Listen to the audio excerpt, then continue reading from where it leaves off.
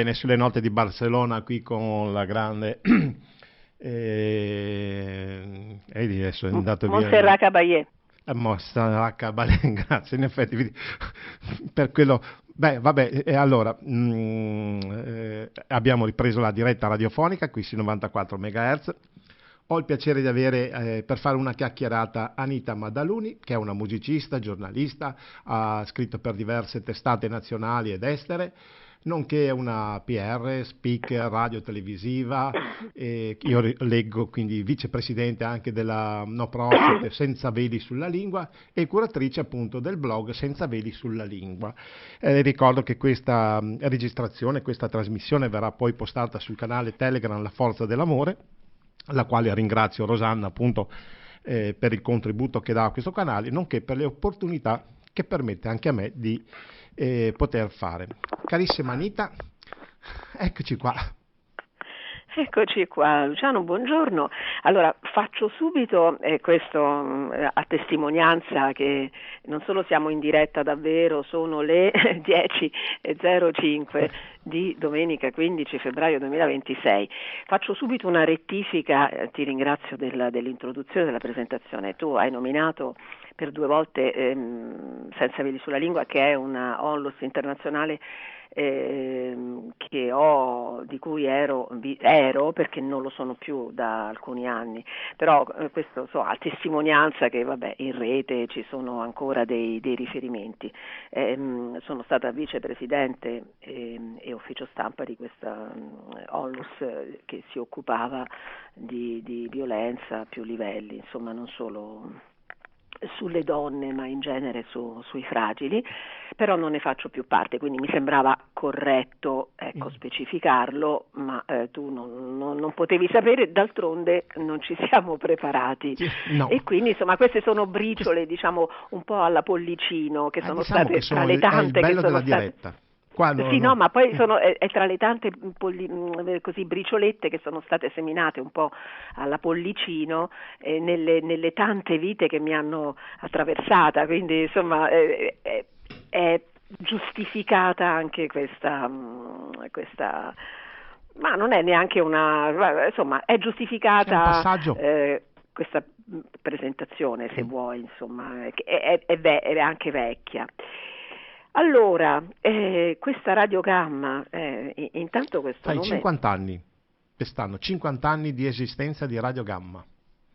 Caspita, allora festeggiamo insieme le nozze d'oro, bellissimo. No, tra l'altro, quando si parla di ansia, di emozione, ma Gamma in quanto onda... in quanto frequenza invece suggerisce tutt'altro, insomma proprio un ruolo che l'ansia la placa, è una responsabilità portare questo nome. Adesso faccio io l'intervista a te, da dove nasce questa scelta? Allora, è nata, diciamo, per quel poco che so anch'io, perché è nata dalle ceneri, diciamo, di Telegamma. Dopodiché nel 76 Franco Carraro, che è colui che l'ha portata in essere questa radio, questo spirito, questa Radio Gamma 5, che è sempre stata una radio, diciamo, controcorrente. Ha cercato insomma, sempre... vuole favorire il pensiero libero, perché pensiero libero, se si attiene al significato, diciamo, alla radice anche etimologica del nome, fa questo. Seguire appunto i beni comuni in primis, le battaglie con i beni comuni, l'acqua e quant'altro, l'ambiente, le persone e la possibilità di poter avere appunto un pensiero libero. Ti pare poco in questo momento? Sì. In effetti, diciamo, questa radio ha avuto delle pressioni non indifferenti, hanno cercato in tanti modi perché, insomma, può diventare scomoda con certi discorsi, perché sul piatto della bilancia bisogna mettere tante cose. Perché se ascoltiamo solamente un piatto rischiamo di stonare, e allora ci vuole quello che può far riflettere. D'altronde la bilancia di piatti ne ha 2, tu mi insegni, e dunque riempire solo uno dei 2 ovviamente porta il peso in una sola direzione. In una sola direzione. E non è corretto. E non è corretto, bravissimo. No. d'altronde anche qui insomma l'onda gamma si espande per sua natura e va ad attivare proprio la meditazione, la concentrazione. Nel momento in cui un pensiero si sente libero di poter esprimere così la propria natura, chiaro, può diventare scomodo, se non addirittura pericoloso, ma d'altronde non sarebbe vita se non avesse, diciamo, il tremore, se non contenesse il tremore dell'improvviso, del non conosciuto, no? Noi siamo appunto. qui per fare un'esperienza che ci può portare anche in direzioni che magari non immaginiamo a priori, ma il bello sta proprio lì, cioè nel non sapere sempre o non avere sempre la conferma che la strada che stiamo percorrendo ci porterà laddove immaginavamo quando siamo partiti. Se no sarebbe tutto talmente scontato e sì, purtroppo in effetti c'è un copione comunque. Quello sicuramente. Abbiamo il gioco delle 3G che così vediamo di agganciare un po' tutto, perché poi alla fine anche qui si aggancia, che si parte diciamo dalla gratitudine alla gratuità, perché anche questa radio diciamo è per la gente della gente. Si è data da fare quando ci sono stati vari problemi, sia terremoti, inondazioni, gli aiuti alle persone, anche aiuti a favore della Palestina, a favore di tante cose, diciamo, che possono essere state scomode a tante altre persone. Però in fin dei conti questo viene definito il popolo di gamma 5, quando c'è da aiutare è pronto, anche gratuitamente. Ah, che bello che esista un popolo di gamma 5. Sai che oramai lo sappiamo, lo sentiamo spesso, no? L'utilizzo del termine popolazione. Se ci facciamo caso, è scomparso un po' dai radar invece il termine popolo. Sembrano sinonimi, no? Uno utilizza popolo anziché popolazione, ma sì, stai a guardare così la sfumatura. In realtà non è proprio la stessa cosa, quindi è bello che tu abbia parlato di popolo. Popolo riporta all'umanità. Non solo, ma riporta delle caratteristiche meno, come dire, mandriane con rispetto per le mandrie. Rimanda a un humus che porta a un unicum con delle caratteristiche, no? In comune. Popolazione ha più, diciamo, una connotazione, un'accezione come termine vago e sparso, senza una vera personalità. Sì. E quindi mentre è importante, così come è scomparsa la parola nazione, ecco, sono un po' scomparsi questi due termini, popolo e nazione, non a caso d'altronde, c'è un perché. Ma adesso non ci addentriamo. Sì, altrimenti dobbiamo ritornare a ritroso di parecchi anni, se non secoli, perché chi ha costruito il tutto, io dico chi ha costruito perché c'è poco da fare, ci sono i riscontri. Anche l'esempio, tu ieri avevi problemi con le linee ferroviarie, guarda caso c'era un articolo sulla Verità. Aiuto, Quindi... ieri è stato un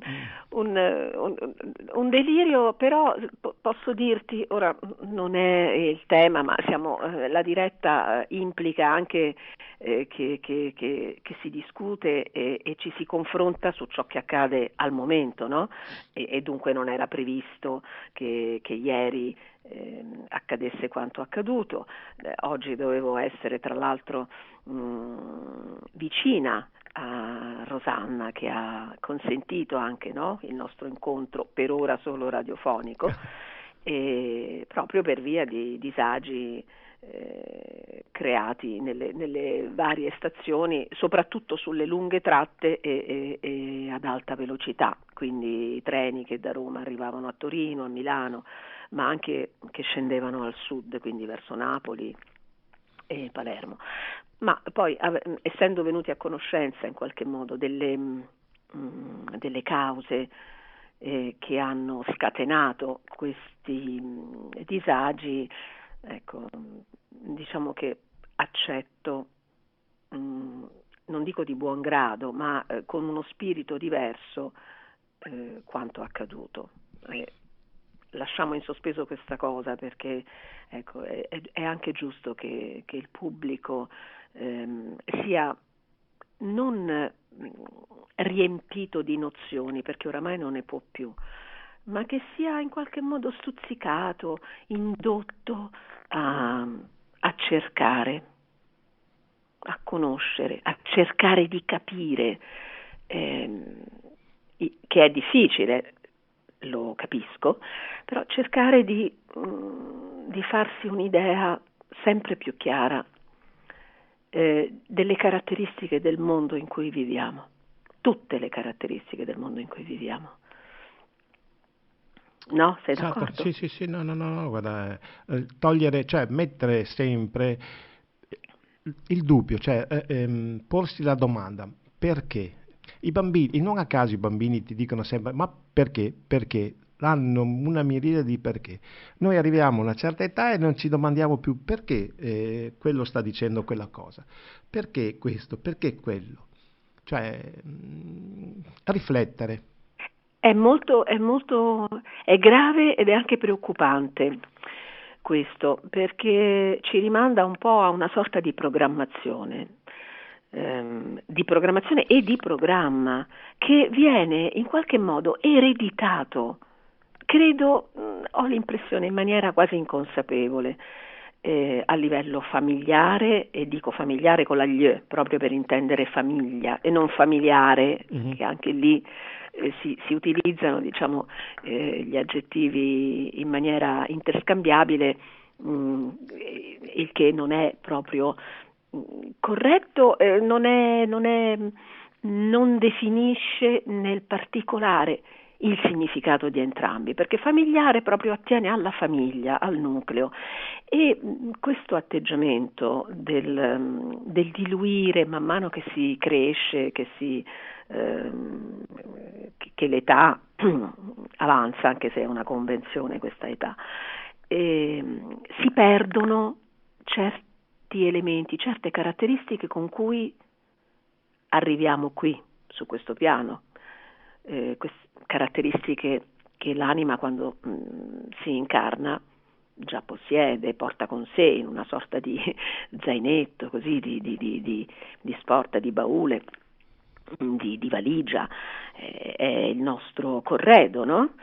E bisogna poi sapere man trovarlo. mano si dimentica, man mano c'è questo oblio che d'altronde ci costringe a fare un'esperienza, perché se portassimo tutto con noi non sbaglieremmo mai, non inciamperemmo mai, e la vita sarebbe talmente tanto fluida che a questo punto, se mi permetti, non avrebbe neanche più senso, no? Piatta.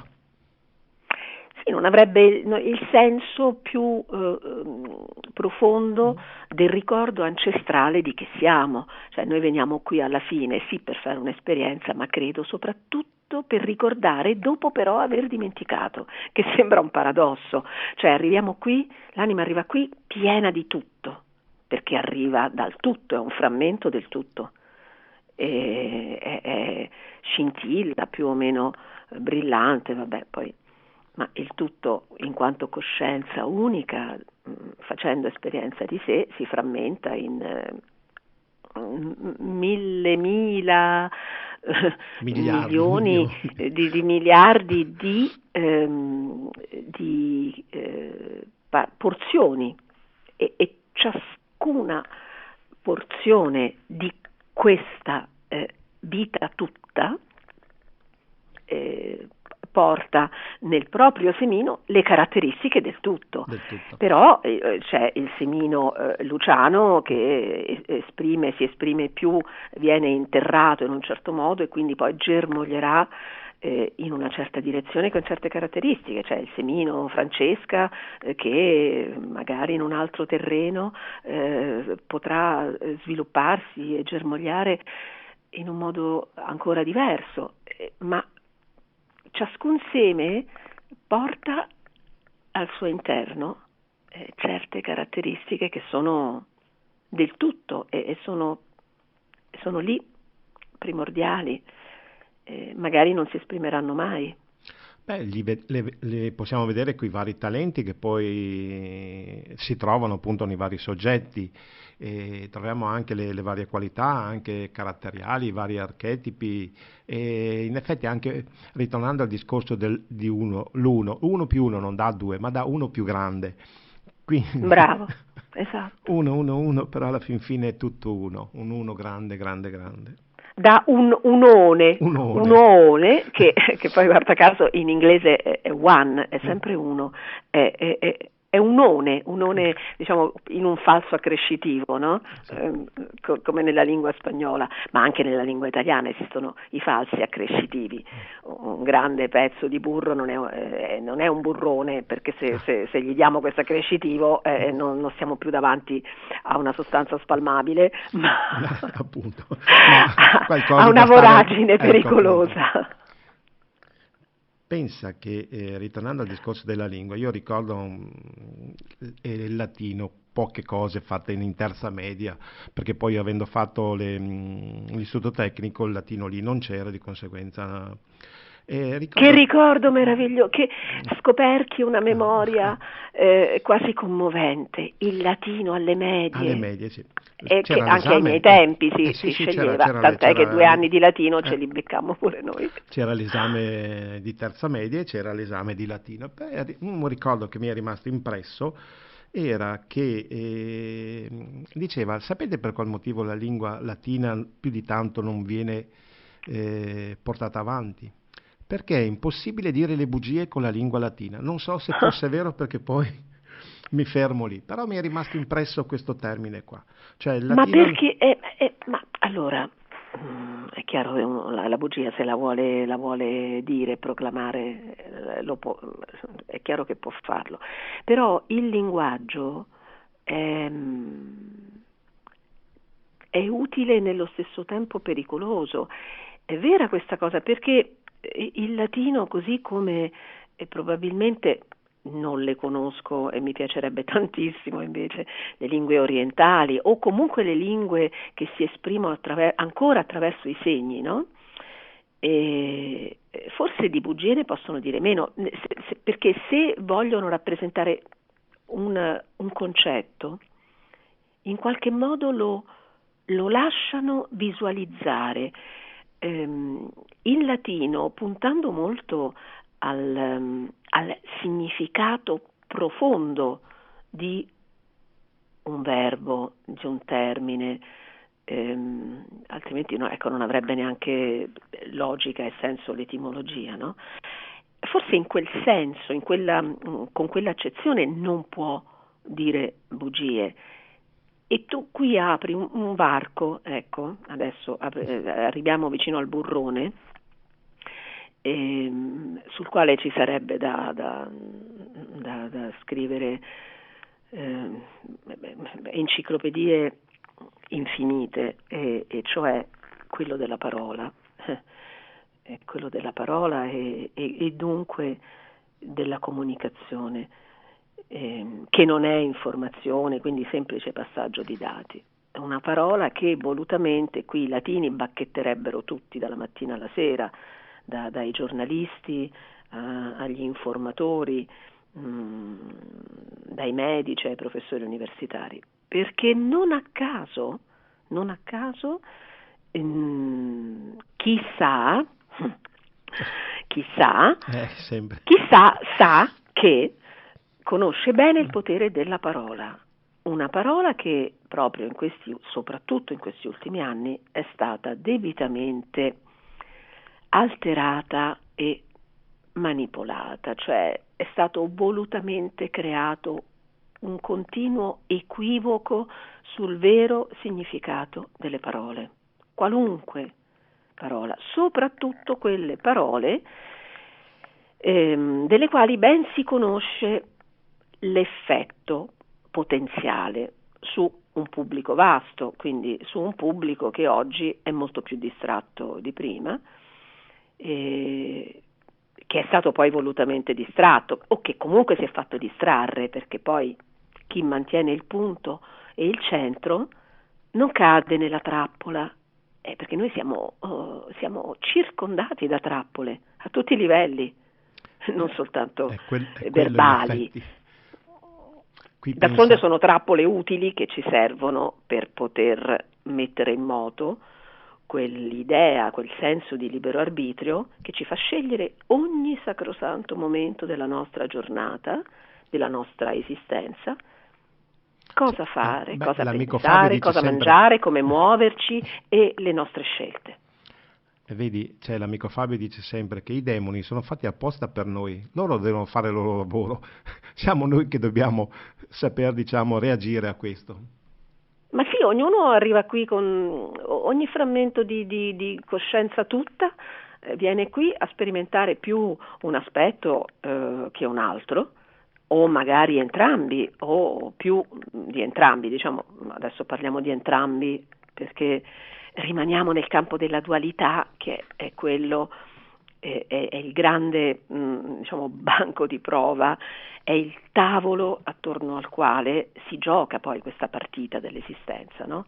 La dualità, cioè una dualità che poi tu mi insegni in senso assoluto non esiste, perché non esiste in senso assoluto, ma nel pratico, in questa dimensione di terza, qui dove tutto si addensa per poter esperire, ci deve essere, perché altrimenti non saremmo nella non vita, non esisterebbe nulla, e non sarebbe esistito nulla, e non ci sarebbe creazione, creato, e vita in generale. Quindi la dualità, il bene e il male, la luce e il buio, il grande e il piccolo, i suoi aspetti, il passato e il futuro, passando per un presente, perché anche lì in senso lineare non esiste questa dualità, presto, lento e veloce, è plasmabile. Ecco, il tempo è un'unità di misura che abbiamo scelto sempre, appunto, anche lì. Ed è lì che ci facciamo fregare il passato e il futuro, e ci perdiamo il presente a volte, perdiamo l'essere presenti. Sì, che poi non vuol dire non avere progetti. Allora, mi è capitato più volte di affrontare questo passaggio, no? Ma allora se viviamo sempre nell'adesso, nel oramai trito e ritrito, non se ne può più, perché poi ci sono oramai formule che entrano e escono dalla bocca di chiunque, e spesso anche lì equivocate o comunque vendute, perché qui oramai ci si vende tutto, ci si vende i paroloni, ci si vende la crescita spirituale, ci si vende l'evoluzione, la quinta dimensione, è tutta una vendita, è tutto un mercato, è diventato tutto un mercimonio. Però anche lì insomma bisogna fare attenzione, perché la presenza, cioè essere qui, non vuol dire non avere progetti, non significa il futuro non è qualcosa che va incasellato solo relativamente a un orologio, è una lancetta che gira, quindi ha un tempo che passa, farò domani, voglio fare tra un anno, tra 6 mesi cambierò lavoro, oppure mi piacerebbe andare a vivere, e quindi si futurizza, adesso invento un termine, così giochiamo con i neologismi. Quindi si sposta al futuro qualcosa che stiamo sognando adesso, nel presente. Quindi non significa questo vivere nel presente. Quello significa essere presenti a noi stessi, cioè percepire nella profondità quello che sta accadendo adesso, il che non significa spegnere un pensiero al futuro. Significa prendere quel futuro come un palloncino in mano a un bimbo, no? Un palloncino pieno di elio con un filo, ecco, tenuto per mano, con cui il bimbo può giocare, correre e camminare. Ok, diciamo, immagino il futuro come quel palloncino, che noi però teniamo qui attraverso un filo e lo vediamo. Quindi quel palloncino, diciamo, è il nostro futuro, no? Ma è qui, è presente adesso, se noi già lo vediamo. Quindi certo, non solo lo immaginiamo e lo sogniamo, ma lo visualizziamo esattamente perché lo sentiamo dentro, in ogni cellula del nostro organismo. È chiaro che per noi, per il bimbo, ecco, parliamo di noi però tornando indietro da bambini, per il bimbo tutto è possibile, perché il senso del futuro quando siamo bambini lo sentiamo talmente vivo, lo percepiamo, e quindi lo accogliamo, lo stringiamo a noi nel momento stesso in cui lo stiamo provando, che è come fosse già accaduto. Non abbiamo tanto il senso della lontananza del futuro, perché si chiede a un bambino che cosa vuoi fare da grande. Ma quando chiediamo a un bambino... Lui è già grande, un bambino. A parte che è già grande, a parte che molti bambini possono ricordare ancora per tantissimi anni, per molto tempo, e poi a un certo punto arriva sempre questo oblio, accidenti, che rovina tutto. Però cosa fa? Lo attualizza e lo sente presente. Non fa il calcolo di quanti metri, quanti chilometri, quanti anni mancheranno a quel futuro, perché nel momento in cui glielo chiedi, lui lo vede lì, il suo futuro, in quell'attimo in cui lo dice. Voglio fare... ecco, vabbè, no, stavo per dire astronauta, meglio non dire astronauta, per tanti motivi. Io ho detto il pilota, diciamo, e si vede già... Il pilota, voglio fare il pilota, l'insegnante, mentre dice voglio fare il pilota, lui è già su quell'aereo, su quell'elicottero, lui c'è già. Dovremmo per questo mantenere sempre quel senso di fanciullezza, tenere quel bimbo dentro ben stretto. Il punto è che non possiamo deciderlo questo. E se vuoi, questa cosa mi induce a pensare davvero al tema anche che è stato lanciato oggi in trasmissione, che è quello dalla gratuità alla gratitudine. Gratitudine. No? Aggiungo adesso passando per il gratis, perché magari poi facciamo una deviazione così durante questo cammino in trasmissione anche per il gratis.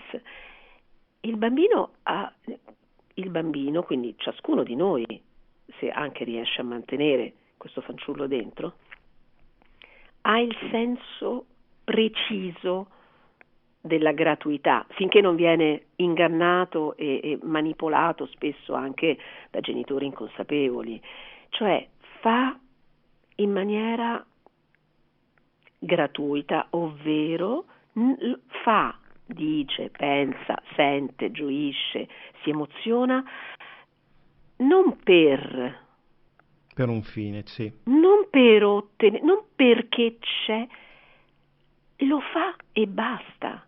E la gratuità è quella. Poi pian piano rischia di cambiare, cioè fa per, se fai il bravo ti porto al Luna Park. Se ottieni un bel voto a scuola, sì.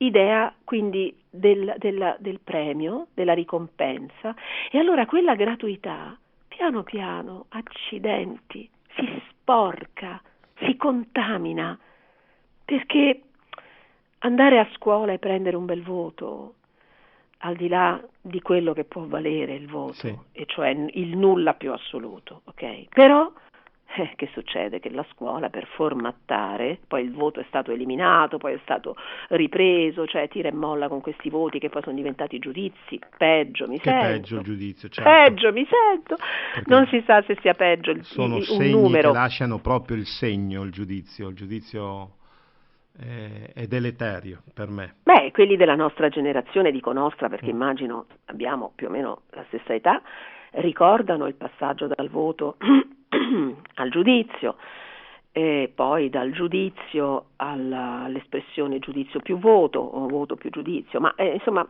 il mondo ha bisogno di etichettare qualunque cosa, l'emozione, il sentimento, la preparazione, cioè qualunque aspetto di questa che chiamiamo vita deve avere un suo simbolo. Ora, non sto dicendo che i simboli non siano importanti, l'archetipo per sua natura ci definisce, ma ci definisce, come dice anche Fagin, il simbolo senza il suo significato non ha valore, è la differenza tra noi e la macchina. La macchina può intercettare solo simboli, ma non è in grado di dare significati a quei simboli. E non Quello può possiamo farlo pensare, solo. e una macchina non può pensare, non può No, ma avere quello possiamo appunto farlo solo noi. solo Allora, noi. per tornare alla gratuità, gratuità vuol dire questo. Il cane è il simbolo, il cane o comunque l'animale, anche lì come il bambino, è la massima espressione della gratuità. Il cane non ti ama perché lo ami. Il cane arriva ad amare, il cane, ripeto, ma il gatto, ma anche il maialino, ma la mucca, il delfino, ma l'animale anima, quindi è nella sua purezza l'essere che meglio, secondo me, definisce il senso di gratuità. Insieme a un bimbo non programmato, Non un bimbo programmato, quindi. che mantiene quel fanciullo dentro, mantiene quel filo d'argento, anzi io direi quel filo d'oro che lo Diciamo che lega. quando iniziano con le primarie automaticamente qualcosina si perde, anche perché poi li mettono in competizione anche tra loro, anche la competizione, al posto che collaborare ed essere eh, competere è negativo nelle persone. Noi non Anche dobbiamo competizione competere. è un altro termine che fa tremare i polsi, perché eh, insegnare a un bambino, a parte che ci sarebbe poco da insegnare, detta completa, perché quando arriviamo nel nostro bagaglio c'è già tutto, ma veramente tutto.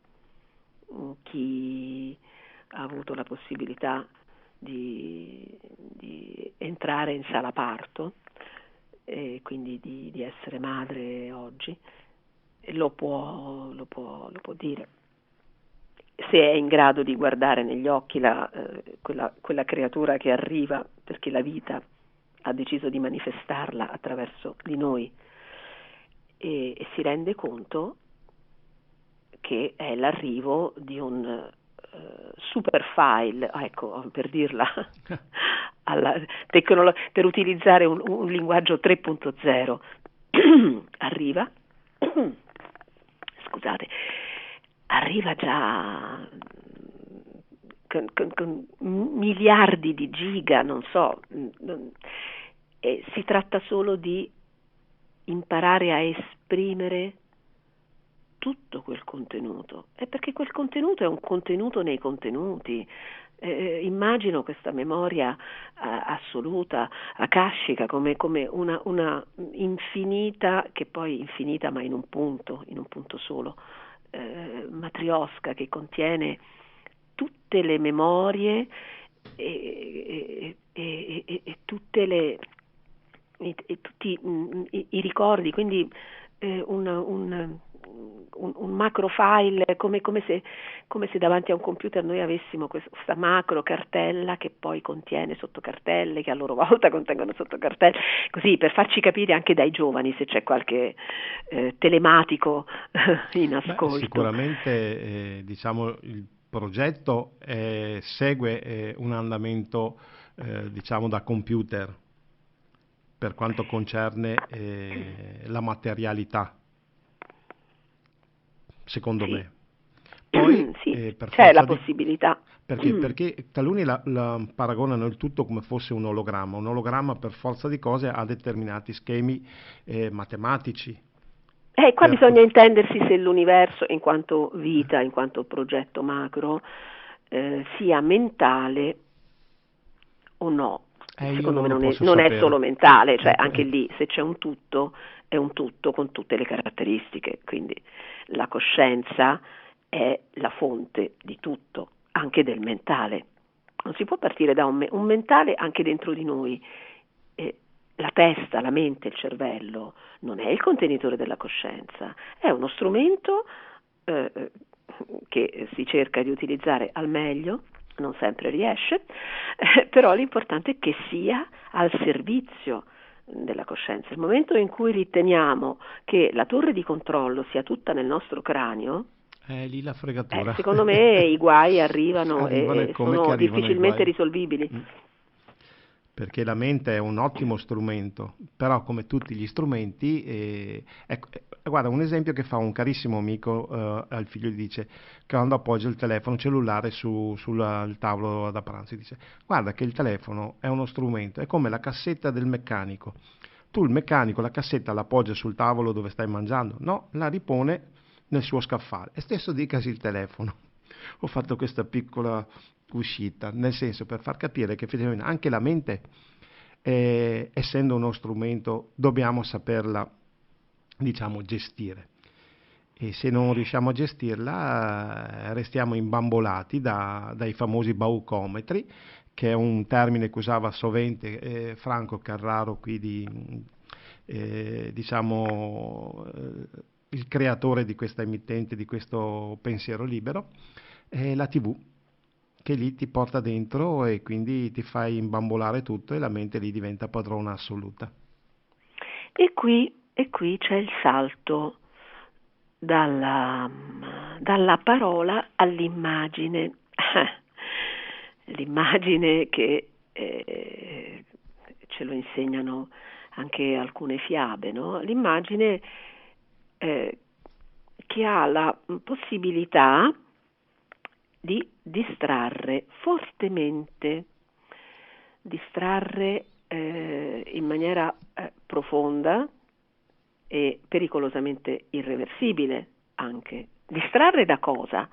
Distrarre dal contenuto. Ovvero, vedi una cosa e ne dici un'altra. Se l'immagine rappresenta il contenuto, cioè se la forma è sostanza, allora la percezione sarà di equilibrio, di armonia, di giustezza, ma spesso l'immagine serve a mascherare la sostanza, cioè la forma pretende, quando c'è l'inganno per esempio, di mascherare la sostanza, manipolarla, come se fosse proprio un pezzo di creta morbida. E allora attraverso una forma che manipola la sostanza, riusciamo a immaginare quale può essere il disastroso risultato? Aiuto. Visto. Però la percezione è netta.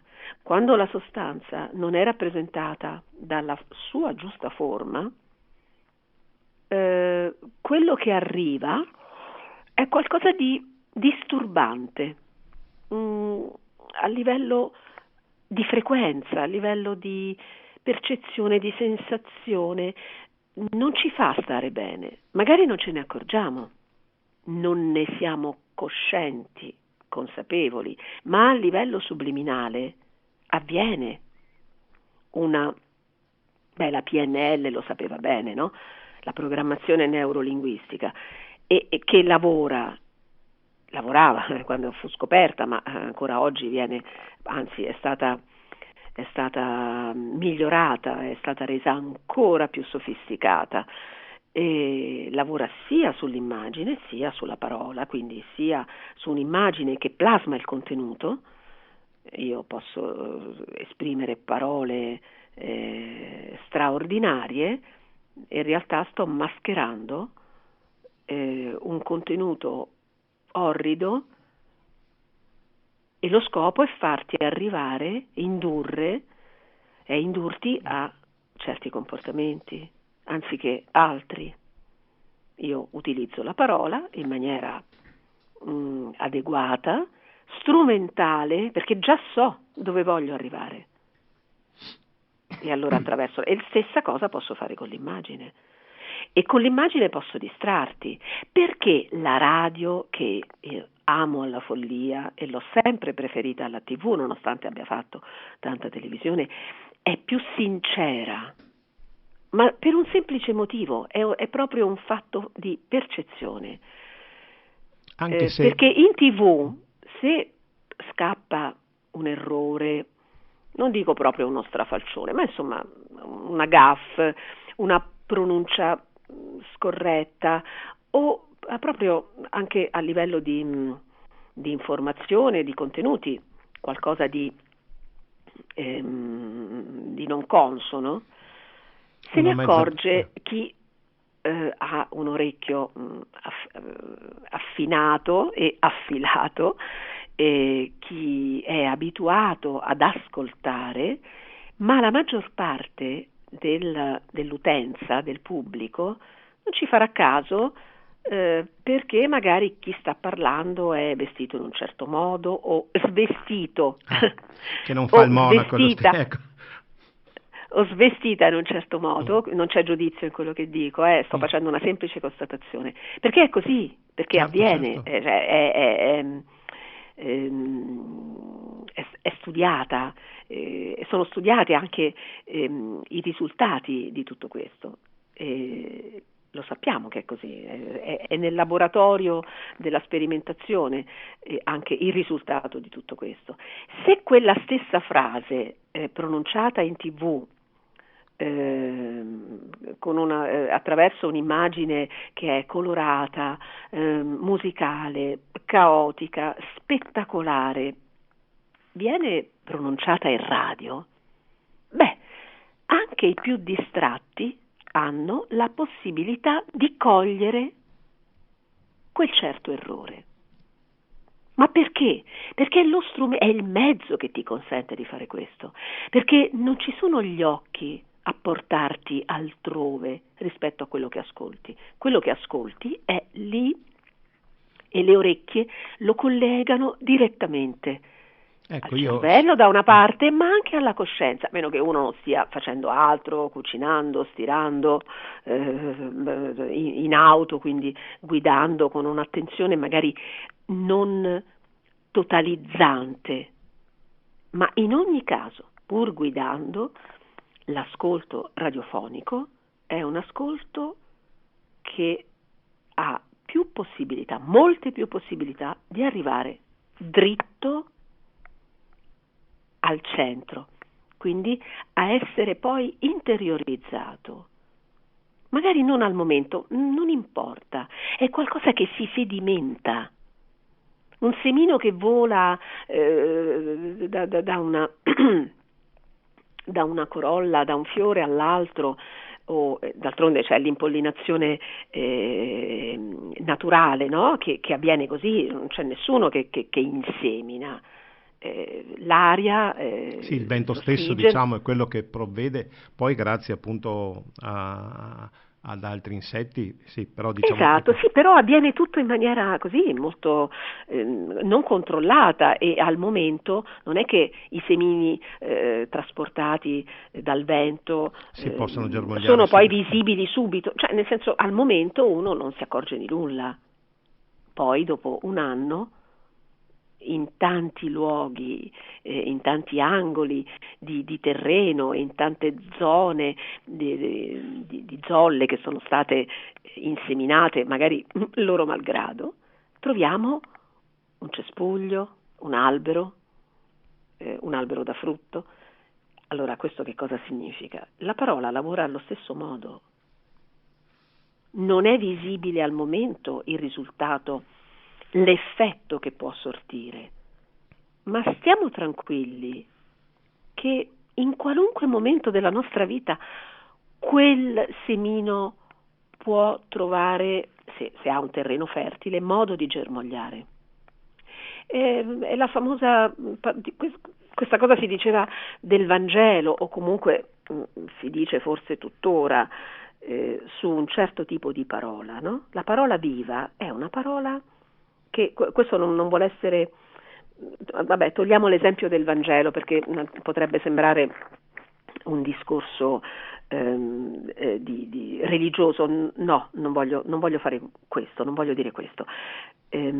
Voglio dire che comunque la parola ha un potere, e questo potere nell'accezione più ampia, il potere può essere in positivo o in negativo, no?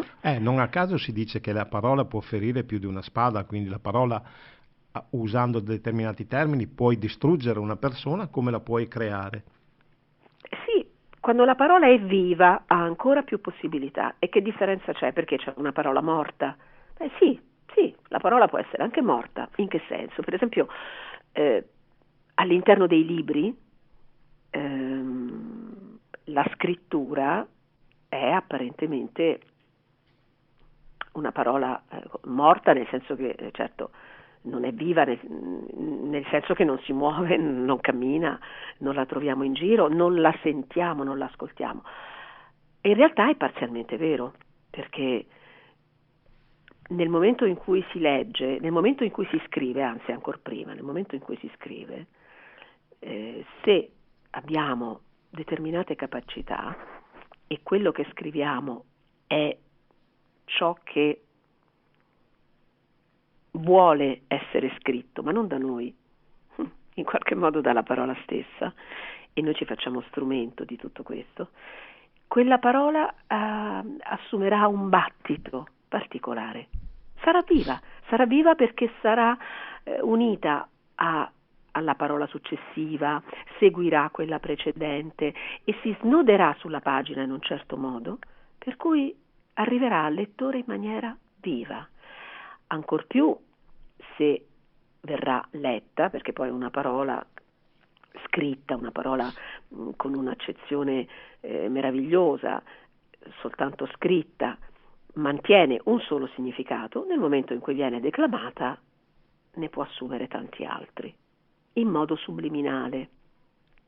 Anche perché poi siamo noi che costruiamo il tutto nella nostra, grazie alla mente in questo caso, che riusciamo a costruire le immagini, costruiamo, adesso mi sfugge il termine esatto, però leggendo, senza diciamo dare la precedenza a quello che può vedere, io lo vedo dentro la testa. Non so se mi sono spiegato. Sì, certo, perché la scrittura suggerisce, poi ciascuno di noi ha dentro di sé Le elabora, insomma. una cassetta degli attrezzi, e sono quegli attrezzi che ciascuno ha dentro, che poi costruiscono l'immagine di quello che stiamo leggendo, perché magari nel caso per te una certa pagina, una certa descrizione rimanda magari a un ricordo, a un'emozione particolare, sì. A un dispiacere, a un dolore, a una gioia. A me può suggerire altro. E dunque la questione della parola viva è un altro dei passaggi così che in qualche modo potremmo legare anche lì alla gratuità, nel senso che quando una parola è viva e quindi è essa stessa che ci viene a cercare in qualche modo e ci utilizza per essere espansa, espressa, sarà una parola gratuita. Cosa significa? Significa che uscirà da noi o da ciascuno di noi per arrivare all'altro nella sua vera natura, non con alcun intento di costruire qualcos'altro, di distrarre.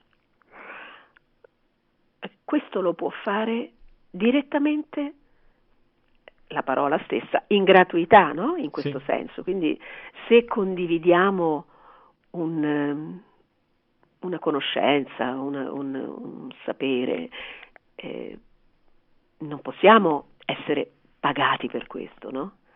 Cioè un conto è insegnare come costruire, non so, qualunque cosa, o come realizzare una certa opera. Vabbè, insomma, erogare un servizio, erogare un bene, chiaro che avrà un contro, più che valore una controvaluta, perché poi se parliamo di valore anche qui si apre un altro file. Sì, il discorso è che in un mondo materiale come questo, dove noi vediamo che qualsiasi cosa richiede soldi, il fatto di ricevere un'informazione da persone che ci possono dare, grazie alla parola, dei conforti, saper distinguere qualcosa che prima non distinguevamo perché non eravamo informati, quindi ecco l'informazione che arriva e che ti permette di decidere e di valutare e di soppesare, perché poi quando ci sono delle spese vive è ovvio che quelle... Chiaro. Però ecco, la parola... Non paghiamo la bolletta della luce con una poesia. Ecco, no, di sicuro. Poco ma sicuro, come la radio in questo momento è come un faro su una scogliera, lui dà la luce, lui dà l'informazione, dà una voce, chi la sta ricevendo non è che deve pagare questa voce che arriva, poi ovvio nell'esempio la radio ha delle spese vive, questa è una radio che vive grazie anche al supporto dei radioascoltatori. Di conseguenza, ovvio che c'è sempre qualcosina, ma deve essere sempre commisurata dalla persona. Però la parola in sé per sé è gratuita. Allora, guarda, c'è una forma di gratuità che intanto ha a che fare con la gratitudine, ma più che, perché così torniamo al titolo, se no chi ascolta potrebbe pensare che ce ne siamo andati in giro per campi e stiamo uscendo fuori tema, al di là che tutto è nel tema e tutto è nel tutto. Noi ci stiamo incontrando radiofonicamente per fare delle considerazioni, per condividere dei pensieri, delle esperienze. Credo, correggimi se sbaglio. Magari per taluni possono sembrare banali, ma ritornando al discorso di prima, che il seme quando viene lanciato, quando troverà il terreno fertile farà uscire qualcosa di buono nelle emozioni. Sono convinta di questo. Tra l'altro gratuità e gratitudine possono essere una la madre dell'altra, cioè nel senso se sono un individuo che prova gratitudine in generale, cioè è grato per ciò che ha, per ciò che è soprattutto, per ciò che arriva, per ciò che accade anche, no? Nella sua esistenza, fossero anche delle tragedie. Conosciamo non tanta gente, ma conosciamo uomini e donne che nonostante esperienze che dire drammatiche è un eufemismo, e quindi riescono nonostante tutto ciò, a essere grati. Dall'esterno uno si potrebbe chiedere: ma sei grato di cosa? A chi? Che hai una vita piena di guai. Ecco, allora vuol dire che la gratitudine attiene molto a ciò che interiormente siamo e non è legato a ciò che abbiamo o a ciò che può accadere intorno a noi. Quindi provando una gratitudine in questo modo, e allora la proviamo già lì in senso gratuito, cioè la proviamo a prescindere, cioè prescindendo da quanto accade attorno a noi, di fianco a noi, nella nostra vita, nel nostro lavoro, nella nostra famiglia. Quindi siamo grati in maniera gratuita. E però non è detto che invece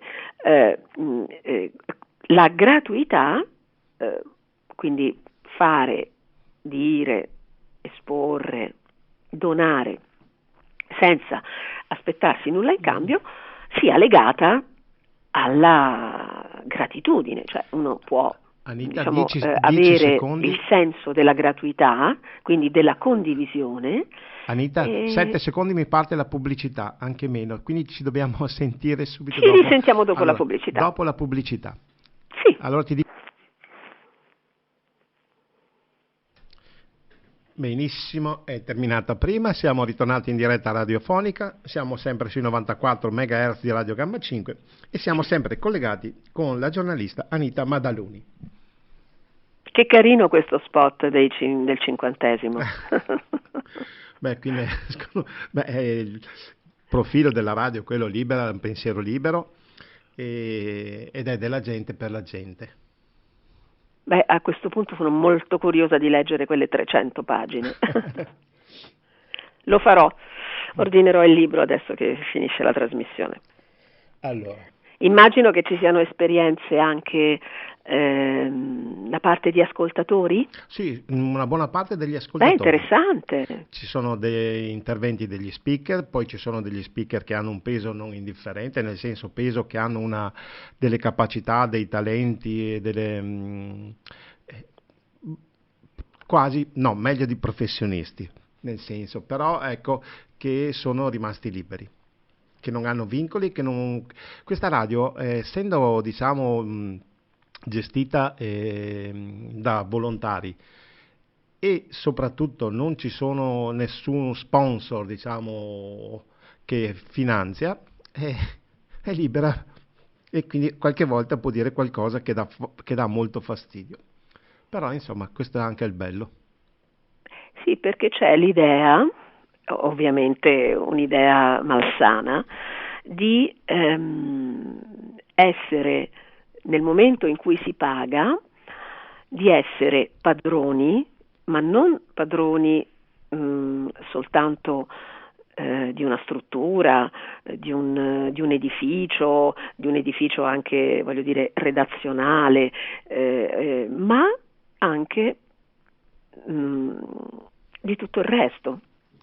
Pago, quindi decido.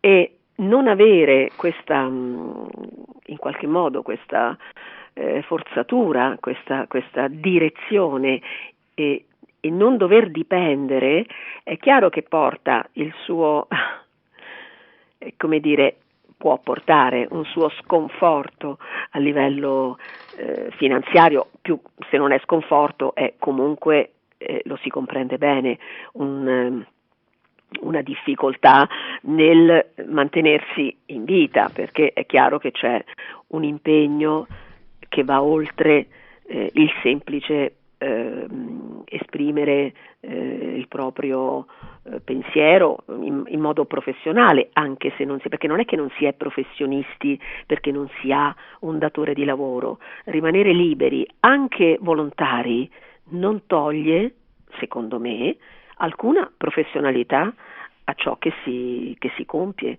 No, e che si porta agli altri. quello sicuramente. Dopo però c'è da dire, ci sono anche dei talenti personali, ci sono delle persone che sono nate proprio, che hanno il dono della comunicazione, perché ognuno di noi effettivamente nella valigetta ha determinate cose che ci contraddistinguono in questa esperienza di vita. E hai toccato, facendo l'esempio della radio, il punto, se vuoi, cardine anche del titolo di oggi, no? Dalla gratuità alla gratitudine. Questa parolina gratis, no? Tu hai detto la radio, ma ovviamente per mantenere una struttura, ma va da sé, è evincibile in maniera molto, molto, molto chiara. Insomma, è lapalissiano che ci sia la necessità nel mantenere viva una struttura di quello che banalmente è considerato lo strumento di scambio, ovvero il denaro, perché il denaro nasce con probabilmente, non lo sappiamo se poi nel momento in cui arriva l'idea nell'uomo di superare il baratto, quindi ti do un libro, mi dai una mela, ti do una forma di formaggio, mi dai, mi fai lezione. Diventava Nel scomodo, momento in cui c'è stata effettivamente. bisogno di una neutralità, perché quello che per me può valere un libro, per un altro soggetto può valere adesso non mi stava scappando il nome, ma insomma per dire una valigia, una borsa di marchio, di un marchio di lusso. Cioè, vabbè, ma una borsa di un marchio di lusso non la puoi paragonare, che ne so, al libro del Piccolo Principe, ma forse per te, cioè per te non ha senso leggere il Piccolo Principe, e ha più valore possedere la borsa a marchio di lusso. Per me può essere il contrario. Dice, vabbè, ma questa è filosofia, questa roba si dice, queste cose si dicono, ma poi dopo nella realtà non è così. No, è così nella realtà, perché dipende tutto dal nostro stato di coscienza. E anche se faccio fatica a esprimere così questa espressione, perché e comunque anche questa è trita e ritrita, però perché una cosa è la valuta e una cosa è il valore. È chiaro che se siamo tutti volontari dentro una radio e la radio ha un compito, ma non ha un compito perché vuole arrivare a un obiettivo, ha un compito perché parte da una propria necessità, da un'urgenza, da un intento. Quello che conta è più l'intenzione nel fare qualcosa che l'obiettivo che quella tal cosa raggiunge. Perché se l'intenzione è pura, anche l'obiettivo sarà facilmente raggiungibile, ma non è quello che definisce la nostra intenzione.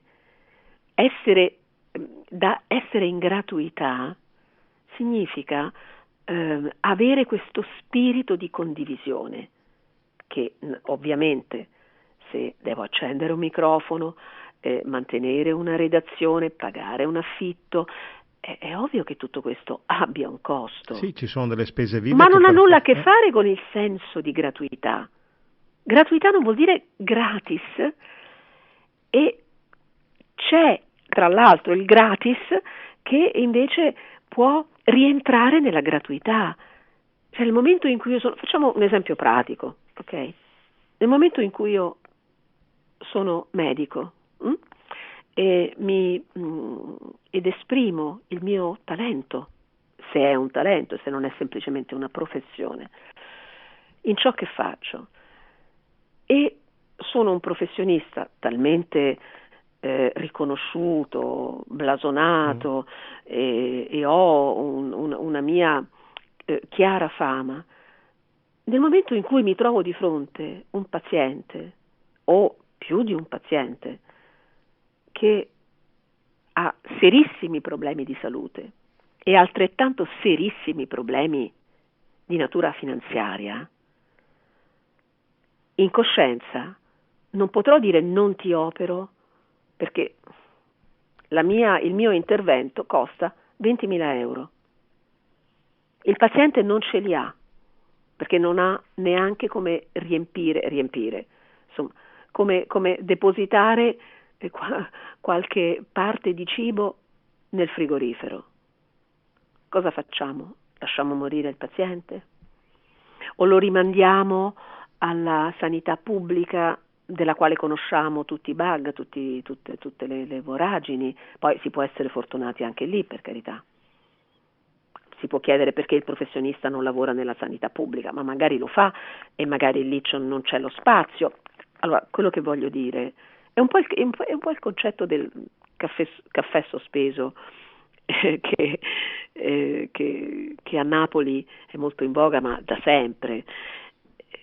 Cioè, pagare anche per chi non può, credo sia una forma, per esempio, riconosciuta e anche apprezzabile di gratuità.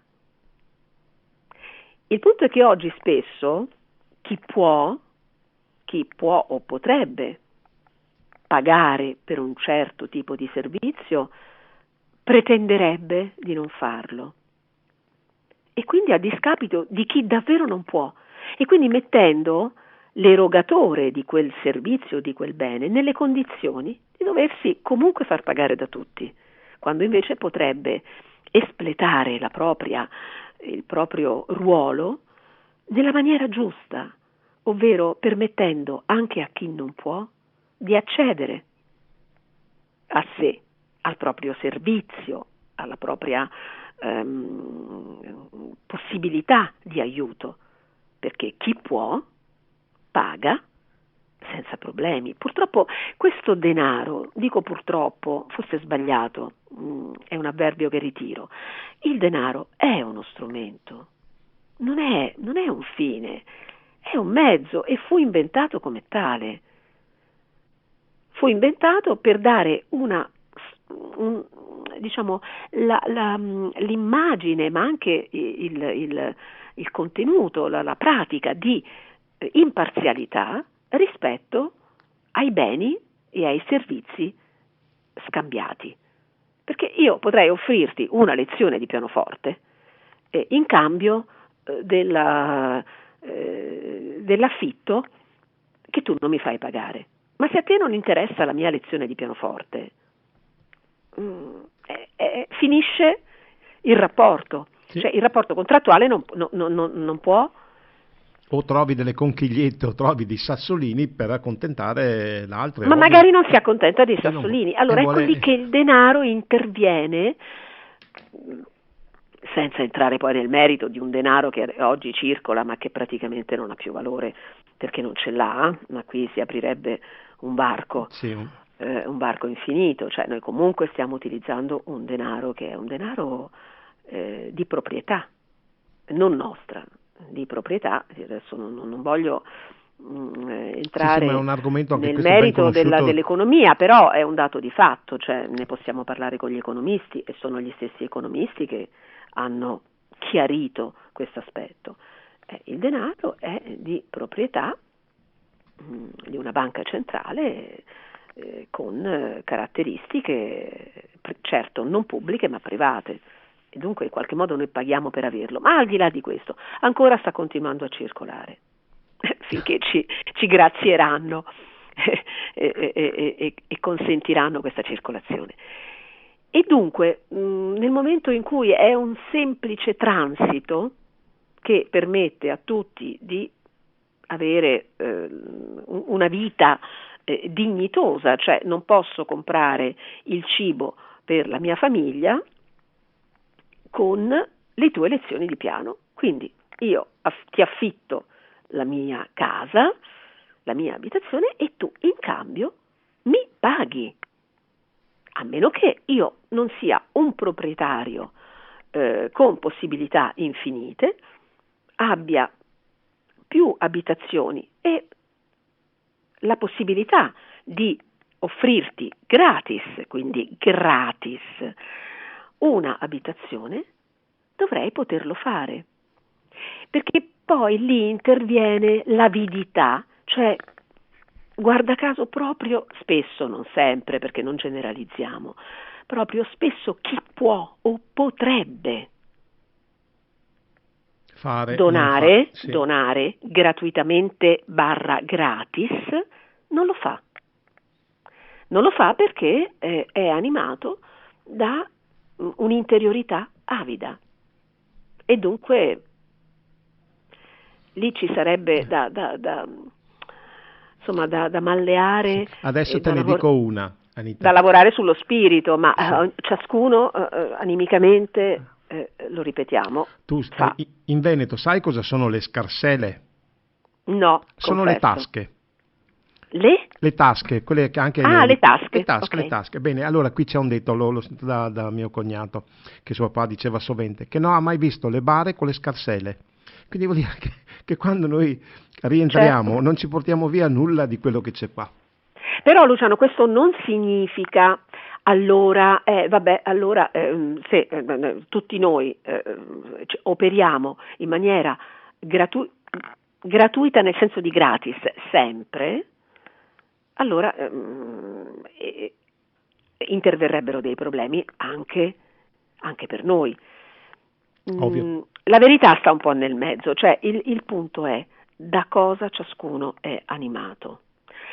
E quasi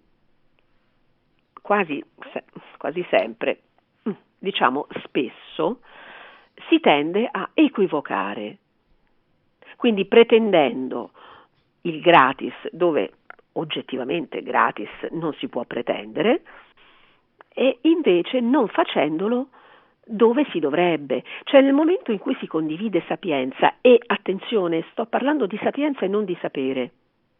E tu mi dirai, vabbè, non è la stessa. No, secondo me non è proprio la stessa cosa. Il sapere può essere un accumulo di nozioni, di contenuti, di studi, di conoscenza. Ora, accumulare tanta conoscenza non significa automaticamente avere una coscienza più grande o una sapienza maggiore, perché sapienza e coscienza, che fanno rima con sapere e conoscenza, sono lontane parenti, perché noi conosciamo, capita a tutti noi di incontrare soggetti che hanno condotto una vita molto semplice, lontana dalle accademie, ma anche addirittura dalle scuole, perfino a volte, ora in Italia magari non più, addirittura dalle scuole elementari, proprio addirittura lontani dalle scuole, dalla istruzione. Non la chiamiamo cultura, di proposito, perché non ha nulla a che fare con la cultura, l'istruzione. La laurea non è cultura, è istruzione.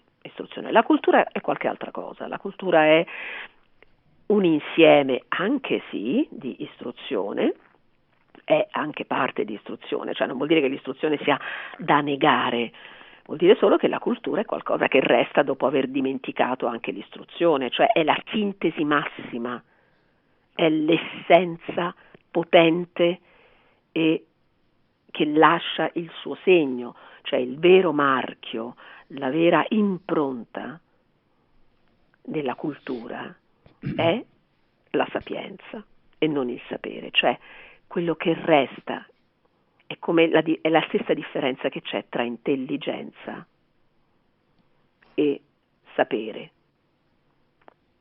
A tutti noi è capitato di stare a scuola con ragazzi super dotati dal punto di vista della memoria e quindi del sapere, e con i quali poi però con tanto sapere, con tanto studio, con anche più di una laurea, non si riesce a intavolare un confronto su argomenti anche semplici. Poi magari, quindi l'intelligenza non aumenta con lo studio, quella se c'è, c'è, e se non c'è, non c'è. Quindi si può essere stupidi e molto preparati, si può essere poco preparati e molto intelligenti. Si può avere sapienza senza sapere. E la sapienza è qualcosa che ci rimanda a quella famosa connessione con il tutto, con la quale arriviamo e che evidentemente alcuni di noi non dimenticano, non tagliano, non se ne discostano. È la sapienza del contadino, è la sapienza io dico contadino in un'accezione elevata, Sì, che ha attenzione, contatto della cioè terra, parlando diciamo che della sì. persona che magari non ha avuto, per una serie di motivi, per una serie di motivi, una guerra, un'incapacità di qualunque tipo, non ha avuto la possibilità di frequentare, forse per sua fortuna, adesso mi attirerò le ire degli dei, di studiare, quindi di incamerare nozioni, eppure ha una sapienza che stende letteralmente chiunque. Come mai? Ma come? Quello non ha neanche il titolo di scuola elementare. Ha la sapienza del cuore. Ha una sapienza che neanche lui o lei si sa spiegare. Lui conosce i ritmi della terra, i ritmi della vita, i ritmi... Questo, Luciano, non esclude. Allora che facciamo? Non si va più a scuola, non si studia più, No, ci mancherebbe. buttiamo via tutto. Non buttiamo via tutto, ma quello che acquisiamo attraverso queste strutture, che poi oramai abbiamo capito ed è sempre più chiaro che siano delle strutture organizzate in modo tale da sortire certi effetti o ottenere certi risultati. Non lo possiamo negare, ma non importa. Non dobbiamo distruggere tutto, anche se ci sarebbe da buttare l'80% di quello che esiste,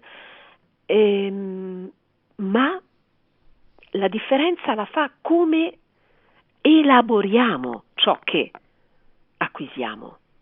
Perché se l'acquisizione è fine a se stessa, e così come i soldi, più ne abbiamo e più ci sentiamo potenti, cioè più soldi abbiamo, più valiamo, più istruzione abbiamo, più lauree abbiamo, più valiamo. Non è così. L'importante è sapere esattamente la verità. Ciascuno di noi dovrebbe conoscere la verità e la verità è che dati e acquisizioni sono la spesa che noi facciamo in qualche modo.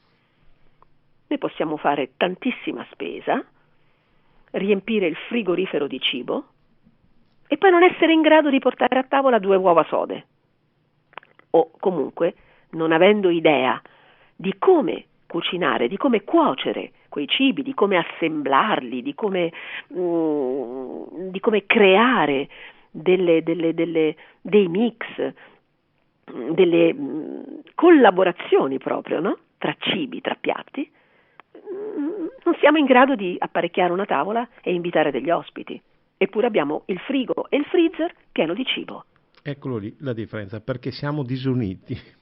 No, ma questa è la metafora che voglio fare con Sì. l'istruzione, con le lauree, Certo, con i certo. soldi, cioè l'acquisire tutto questo, i soldi, il cibo, le nozioni, l'apprendimento, sono soltanto cibo, che non significa che noi siamo in grado di mangiare bene o siamo in grado di far mangiare bene gli altri. Non so se è chiaro. No, è chiarissimo, è lì il discorso della parola. Ma mi piacerebbe tantissimo che la gente cominciasse a intercettare proprio questi tanti piccoli inganni, tante piccole bugie che diventano la macro bugia. Quale? Quella che ingloba tutte le piccole bugie che hanno dato origine a tutto quello, anche per esempio, se vogliamo unire tanti concetti, quello che sta accadendo da 6 anni a questa parte. E non a caso vogliono la divisione in noi. Senti Luciano, ma c'è la possibilità, gli ascoltatori possono intervenire? Sì, Te lo allora, chiedo perché non buongiorno, lo siamo so. opportunisti, egoisti. Esempio, chi ha un reddito detrae le spese mediche, chi non ha reddito non può detrarre le spese mediche. Quanti medici o strutture ci sono che donano o barattano una visita o una cura? Grazie, dice buona trasmissione, Fabio dell'Est. E poi chi mi chiede chi è che sta parlando una giornalista che è Anita Madaluni, nonché musicista, giornalista, che ha scritto per diverse testate nazionali e anche estere. E che mi occupo, diciamo, adesso da diversi anni di editing, quindi di scrittura di libri, oltre che, vabbè, No, ecco, l'unica cosa di che non posso articoli. prendere sono le telefonate in questo momento, Ah, altrimenti ok. no, però i messaggi sì, quelli mi Ah, arrivano tutti. no, perché così faccio. Io ho dimenticato, poi ci siamo lasciati prendere, ma sentiamo anche cosa ne pensa chi ci ascolta. Sì, nei messaggi li posso ricevere tutti, ma le telefonate, come sto dicendo, Allora, se c'è qualche messaggio particolarmente utile a mm, tutti, appena arriva lo leggo subito, perché ce ne erano altri due che erano sempre inerenti al discorso che la gratuità, diciamo, tutti vogliono sempre soldi alla fin ma è fine. quello che abbiamo appena detto, Eh, perché la gratuità non è quando si parla di gratuità, forse cade in errore chi vende la gratuità come qualcosa, come in qualche modo una pretesa. Allora, se si, lo abbiamo detto prima, eroga un servizio, ma semplicemente la corrente, il gas, l'acqua, cioè tutti noi sappiamo che e sarebbero gli elementi fondamentali per vivere, cioè l'uomo in quanto essere umano vivente in corpo e spirito, quando arriva ha un diritto inalienabile che in realtà ne contiene due, no? Cioè il cibo, quindi la sopravvivenza, e un tetto sulla testa. Allora, è chiaro che per stare al mondo, con questo non vogliamo distruggere l'impostazione, va migliorata, va cambiata, ma se entro in una struttura e devo accedere a un servizio, quel servizio va pagato. Mi sembra di aver capito, se vuoi rileggere la domanda sulla struttura ospedaliera. allora, un attimo che lo riprendo perché ce n'è.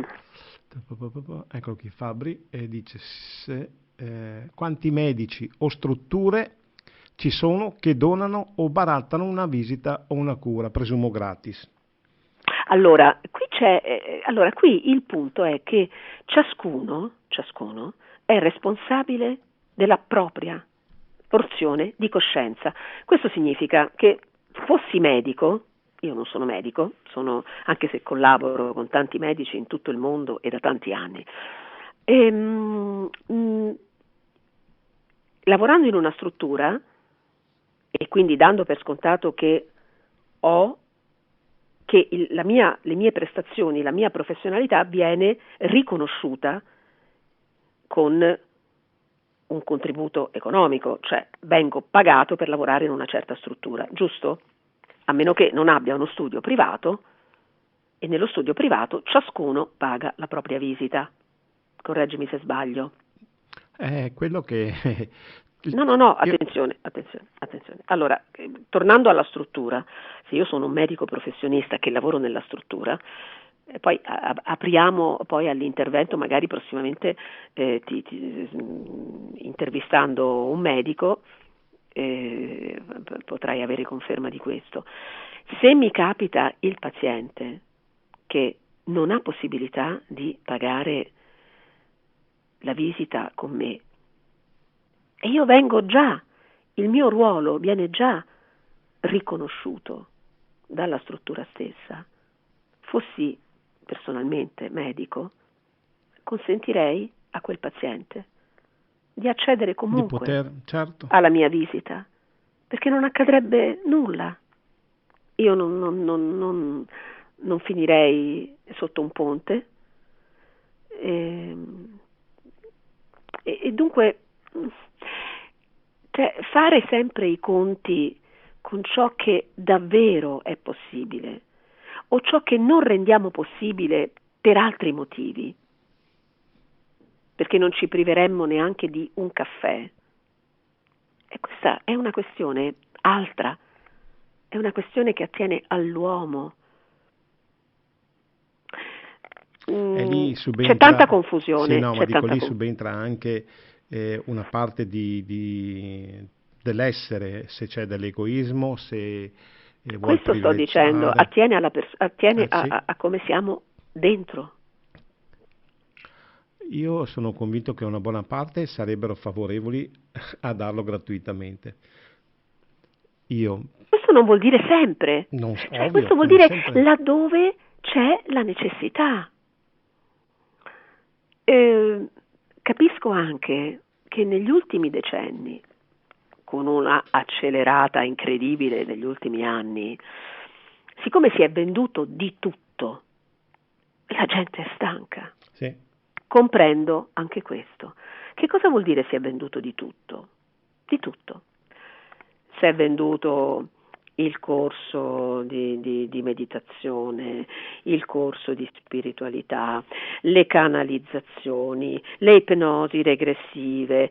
Allora, no, dici, per carità, non voglio toccare l'ipnosi regressiva, cioè è una pratica medica. Nel momento in cui io vado a seguire un certo percorso, al di là che è un percorso delicato e che non si estingue magari in un incontro pubblico con 100 persone paganti, nelle quali si promette in 3 ore di imparare a meditare, entrare in ipnosi. Insomma, ecco, quando parlo di vendita parlo dell'approccio, secondo me errato, non corretto, diciamo, a certi tipi di discipline. Perché certi tipi sì e altri no? Ma lo ripetiamo, se io faccio un corso di carpenteria, una full immersion di 3 giorni, un corso accelerato di carpenteria e in 3 giorni ti insegno a costruire, non ti dico un palazzo perché lì ci vuole l'ingegnere comunque, ma ti insegno a costruire la casetta sull'albero per tuo figlio o la cuccia per i cani. Beh, insomma, ti sto traslando da me a te un sapere, perderò delle ore per portare questo sapere a te e ad altri e quindi è giusto che quel lavoro sia corrisposto e venga contribuito e ci sia una contribuzione. Ma se vogliamo condividere e cercare di trasmettere al mondo alcuni strumenti che possono essere utili per leggerlo meglio, questo mondo così caotico, lì forse dovremmo entrare in un campo e esprimo la parola campo in senso proprio quantistico, cioè lì il campo dovrebbe operare in coerenza, cioè dovremmo essere uniti nel condividere ciò che sta accadendo, ciascuno portando esperienze, visioni, valutazioni, soluzioni se ci sono, ma soprattutto condividere questo senso di svegliezza, di presenza rispetto a quello che sta accadendo. Come fai a farti pagare una cosa del genere? Cioè, il punto è che ci sono alcuni aspetti in certe professioni o in certi lavori, non lo so, nell'organizzare un evento internazionale, nel mettere insieme, oggi si chiama project man, chi fa questo, con un termine inglese del quale ancora non riesco a trovare il corrispondente italiano, ci penso da un po', il project manager, che cos'è? Ma non ha nulla a che fare col manager come si intende normalmente. Il project manager è un creativo che dall'idea, da un'idea embrionale, confusa, iniziale, magari di qualcuno, di qualcun altro, fino al termine della realizzazione di quell'idea, quindi tutto ciò che passa in mezzo poi e quindi che contribuisce alla realizzazione di quell'idea, quindi tutti i vari incastri, riesce ad avere a concretizzare l'opera completa, ed è un lavoro improbo, un lavoro che, se dovesse essere davvero valorizzato in termini di valuta per il suo valore, perché valore e valuta possono anche non andare a braccetto, perché quando il valore di qualcosa che si esprime o che si realizza è talmente inestimabile che si ha quasi difficoltà a tradurlo in denaro. È vero. Che si fa? Cosa si fa? A quel punto è capitato ad alcuni di noi, senza fare discorsi soggettivi, comunque ad alcuni di noi è capitato di realizzare opere talmente mastodontiche, dal valore talmente non stimabile, che in termini di valuta sarebbero state tradotte, sarebbero dovute essere tradotte con tanti zeri. E allora la persona cosciente, consapevole, anche saggia, capisce che è inutile tradurre in valuta qualcosa che non ha valore semplicemente perché ha un valore inestimabile. E allora dice, e allora che si fa in quei casi? In quei casi ci si adegua, in quei casi spesso, ecco, zampilla il famoso gratis. Allora, abbiamo anche Laura, quale dice: buondì a voi, sono Laura e volevo chiedere alla tua preziosa ospite se è d'accordo sul fatto che per uscire da questa Matrix l'unica cosa che ci resta è la rivoluzione della coscienza. Se sì, come? Grazie. Allora, Laura, la coscienza che fa una rivoluzione credo sia una coscienza che è stata sempre presente a sé. Mi spiego meglio. Non sono molto d'accordo sull'idea di evoluzione che viene passata in questi ultimi tempi, è anche venduta purtroppo, ahimè, e cioè questo passaggio dalla terza dimensione alla quinta, prima la quarta, poi la quinta, quindi tutte queste dimensioni che si susseguono per uscire da qualcosa ed entrare in qualche altra cosa. E anche Matrix, se vogliamo dire, è l'idea di appartenere, non è un luogo e non è neanche una gabbia fisica, è un sistema. Ma non è solo il sistema di potere, è un sistema, è un modo, è una struttura con la quale ciascuno di noi concepisce la vita. Allora, come si fa a uscire? Ma la coscienza che è presente, cioè che non ha mai dimenticato chi è una coscienza che non deve uscire da nulla, deve solo prendere atto, accettare, dissentire la realtà e dunque la verità non sono la stessa cosa, ma le sto unendo, per come sono, senza paura. Dubito che una coscienza connessa non sappia e non senta la verità. La sente, magari la rifugge perché arriva alla mente e dice no, sta buono, guarda, adesso ti razionalizzo tutto, guarda. Allora, lascia stare quello che senti, fidati, le cose sono andate così fino adesso, sono sempre state così e così andranno avanti, ad libitum.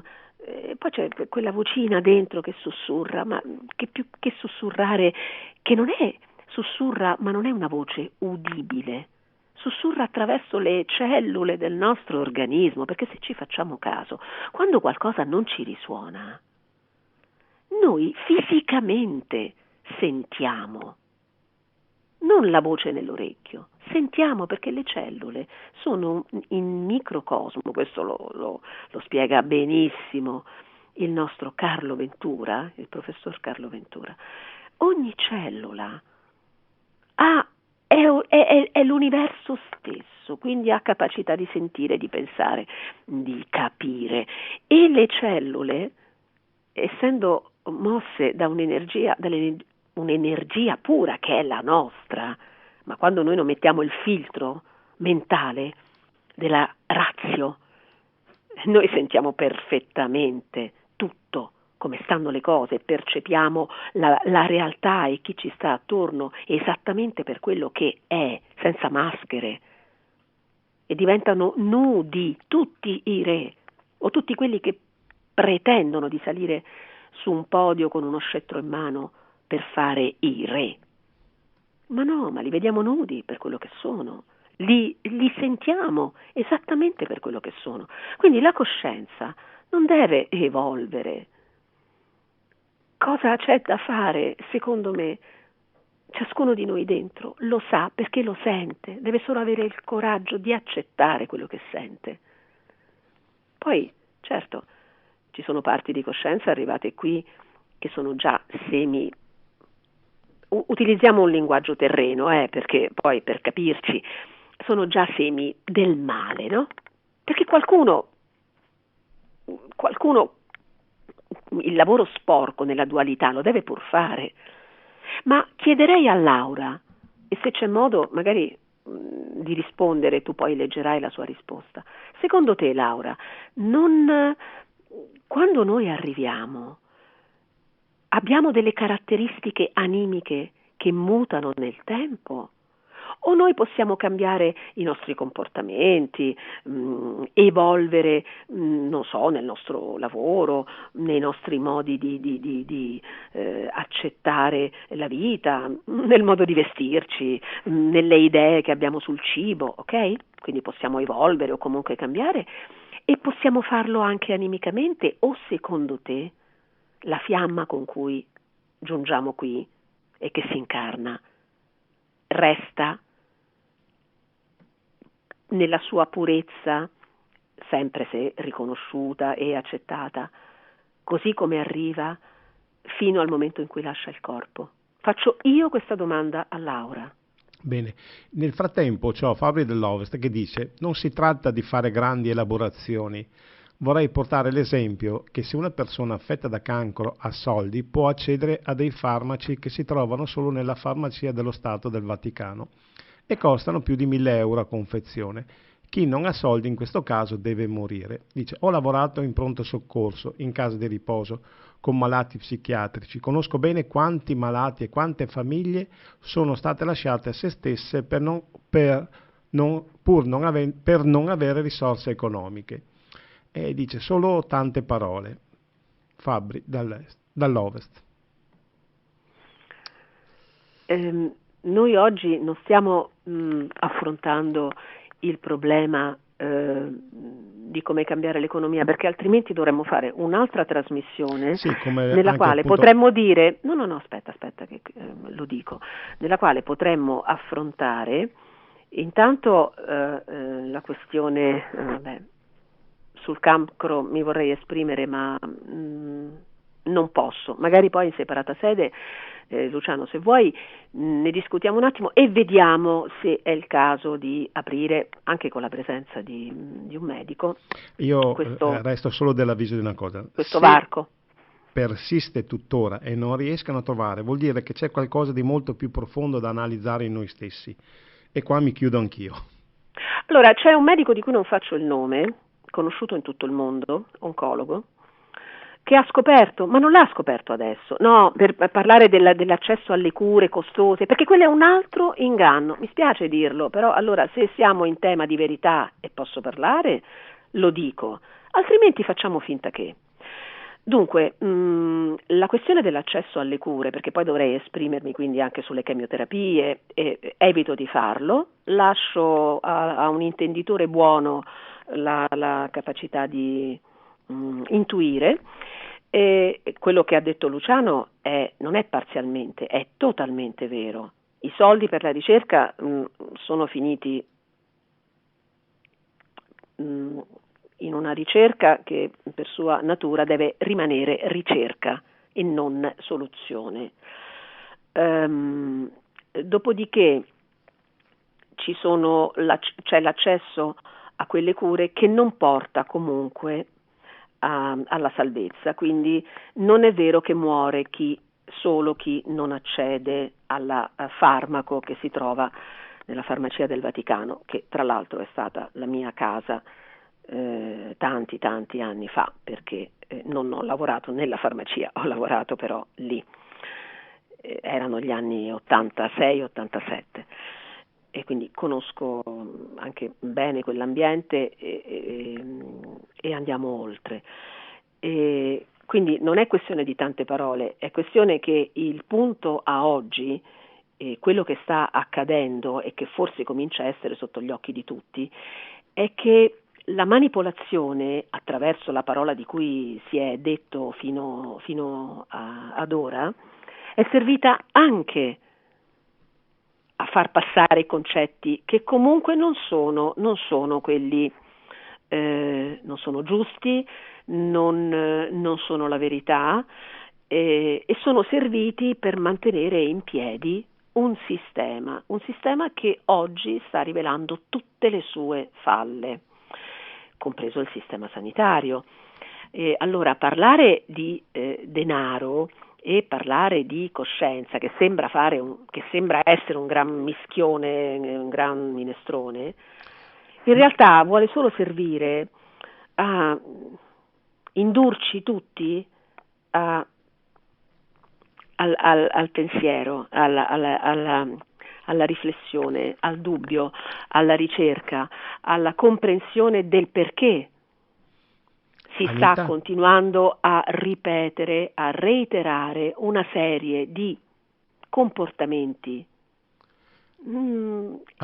palesemente non corretti, perché vediamo i risultati. Allora, se si continuano a ottenere sempre gli stessi risultati, questa frase fu attribuita ad Einstein, ma probabilmente non era la sua, continuando a compiere le stesse azioni, si è degli stolti, cioè non si può pretendere di continuare quindi a compiere, noi stiamo continuando ad alimentare una ricerca da secoli che non ha portato soluzioni, quindi probabilmente c'è qualcosa da cambiare a monte.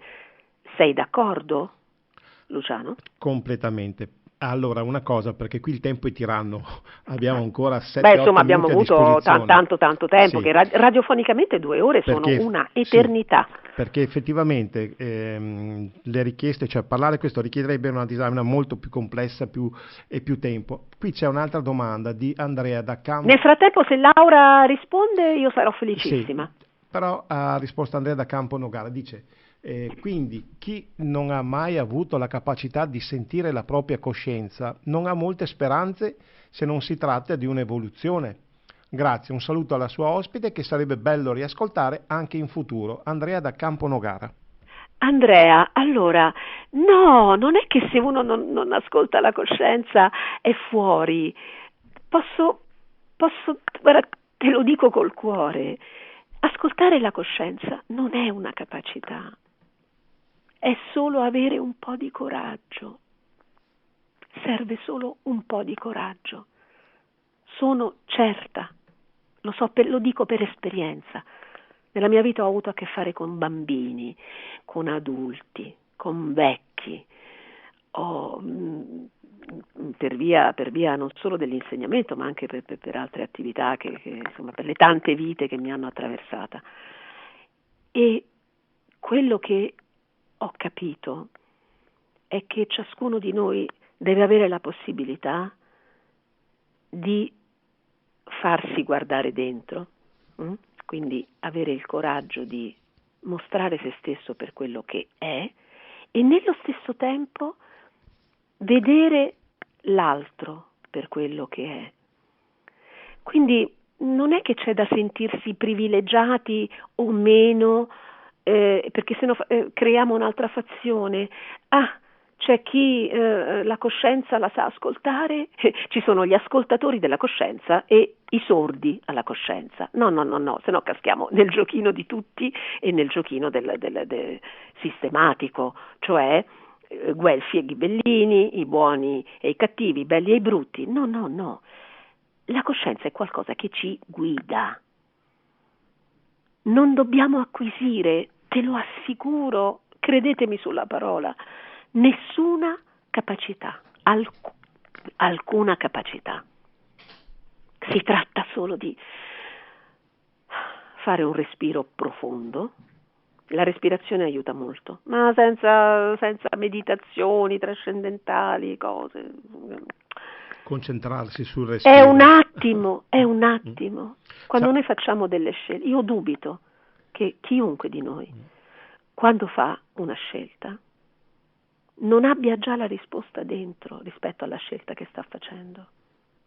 Poi c'è chi si maschera e interviene razionalmente, comincia a pensare questa cosa mi conviene, non mi conviene, che dici se accetto questo lavoro, ma forse però poi guadagno di meno, ma sto meglio perché c'è gente che mi risuona di più. Certo.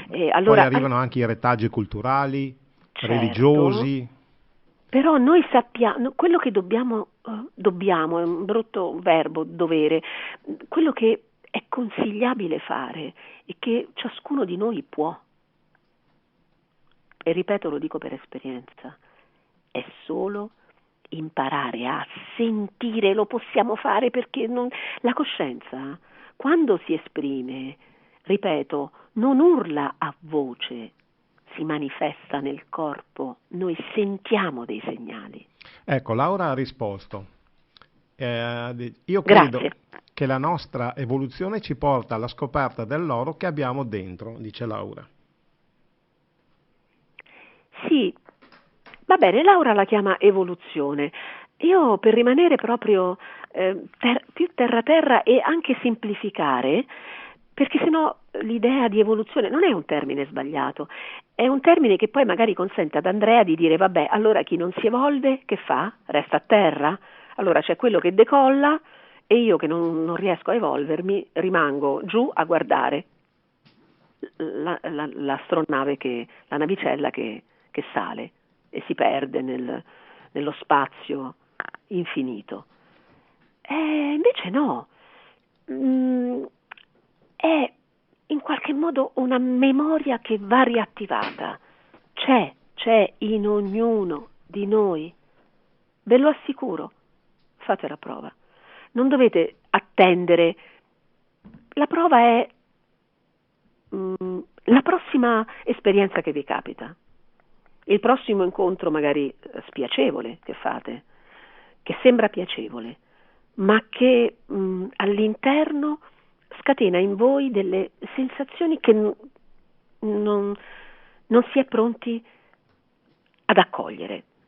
Cioè, faccio un altro esempio banale. Incontriamo una persona, un essere vivente, perché poi su persona qualcuno potrebbe anche giustamente, insomma, non la maschera, l'individuo, ok? L'anima, che si presenta ai nostri occhi come l'essere più straordinario. Parla in maniera soave, è generoso, è buono con tutti, esprime concetti giusti e dice parole interessanti, coinvolgenti. Però ci ci arriva qualcosa di distonico e non capiamo cosa sia. Io avrei un altro messaggio lunghetto, i tempi qua si stanno restringendo. Sì, sto guardando adesso l'orario. Abbiamo 3 minuti a disposizione ancora, quindi, però è giusto dare spazio al messaggio. Allora, puoi avere tutto il coraggio di questo mondo, ma ti lasciano agire solo ed esclusivamente fin dove non oltrepassi il limite che altri hanno posto per proteggere interessi o controllare la massa. Questo non significa che sono pessimista, ho solo tanta esperienza di vita. Sarebbe interessante approfondire di persona l'argomento, dice grazie Fabri dall'Ovest. Guarda, ti posso portare una esperienza personale. Sì, questo è vero, ma è proprio solo questione, ma non è un coraggio di forza, non è il coraggio del guerriero che va in guerra, che va sotto le bombe. È il coraggio di abbandonare il privilegio ed è il coraggio di prendere schiaffi. Lo dico perché personalmente ne ho presi tanti e come ho detto prima parlo per esperienza e ho spesso abbandonato situazioni molto, ma quando dico molto, dico moltissimo, privilegiate, nelle quali non mancava nulla, ma veramente nulla, a tutti i livelli, economici, di prestigio, di potere, orrenda parola. Il potere noi ce l'abbiamo, ma è un potere interiore. Certo, ben conscia che fare e non fare di conseguenza certe scelte o non adeguarmi a certe scelte di altri che implicavano una mia forzata scelta avrebbe comportato tanta sofferenza nella mia vita. Ma non mi sono potuta tirare indietro e non perché sia coraggiosa o meglio di altri, semplicemente perché non ho potuto, non sarei riuscita. E quindi mi sono beccata le bombe in testa, gli schiaffi, i pugni, i lividi, gli ematomi, ancora li porto. Questo solo per dire che torniamo al coraggio, ma che non è il coraggio del guerriero che va volontario in trincea. È il sapere che mantenendo quel punto, quel fuoco acceso dentro di noi, la soluzione fuori non sarà carezze e bacini da parte di tutti. Lo so. È così Siamo la vita, qui per Isoi questo. si dice in greco, carissima Anita. Abbiamo 1 minuto, il tempo per i saluti e poi sarà per un'altra occasione. Questo minuto lo lascerei a te perché personalmente oltre che ringraziare per questo spazio inaspettato, in questi anni ho evitato, mi sono abbastanza ritirata dietro le quinte per una serie di motivi e forse però adesso, magari nella prossima volta, con un confronto ancora più frequentato da parte di chi ascolterà e quindi il ringraziamento per questo spazio condiviso, questo spazio interiore. Bene. Condiviso, come se fossimo stati... Io allora ringrazio te, Anita Madaluni, giornalista, e che dire quanto altro? Mi sta stretta questa etichetta, però la tengo perché so che è espressa con affetto. Anche musicista, pianista. No, vabbè, lasciamo stare tutte le